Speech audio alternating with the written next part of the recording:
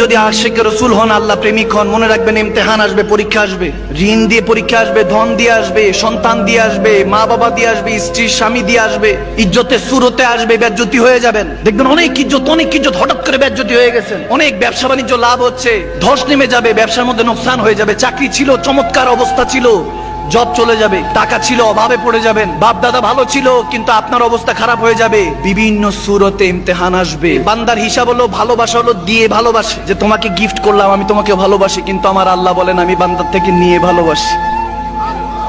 আওয়াজ দেয় না? সুবহানাল্লাহ বলবেন না? নিয়ে ভালোবাসি। দেখি বান্দা ইমতিহান নিতে ধৈর্য ধরতে পারি কিনা। সব সময় আল্লাহর হিসাব বান্দা খেয়ালে রাখবেন। এই খেয়ালে যদি না রাখেন, কখনো হিসাব বুঝে আসবে না। আমি একটা মিসালান হাদিসে বুখারী বলছি, বুখারী শরীফ হাদিস। হযরত কাব বিন মালিক রাদিয়াল্লাহু তাআলা একদিন আমার নবীজির কাছে এসে বলতেছে, ইয়া রাসূলুল্লাহ, আপনাকে অনেক ভালোবাসি। নবীজি যদি সামনে থাকতো, উম্মত দৌড়ায় গিয়ে কদমে ধরে বলতেন না, ইয়া রাসূলুল্লাহ, বড় ভালোবাসি।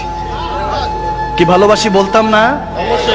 আমার নবীর কাছে এসে কাব বিন মালিক রাদিয়াল্লাহু তাআলা বলছি, ইয়া রাসূলুল্লাহ, বড় ভালোবাসি। আমার নবী বলে, ভালো মতো বুঝে বল। বলে, ইয়া রাসূলুল্লাহ, ভালোবাসি ওয়াল্লাহি, আল্লাহ শপথ করে বলছি। বলে, আবার বলো, বুঝে শুনে তারপর বলো। 3 নাম্বার যখন বললো, ইয়া রাসূলুল্লাহ, আপনাকে অনেক ভালোবাসি, আমার নবী বলে, তাহলে পরীক্ষার জন্য প্রস্তুতি নাও। আমি নবীর ভালোবাসা, আল্লাহর ভালোবাসা পরীক্ষা নেই, এমনে এমনে না যায়। সে ভালোবাসি বললা, চেহারা একটা ভেটকায়া।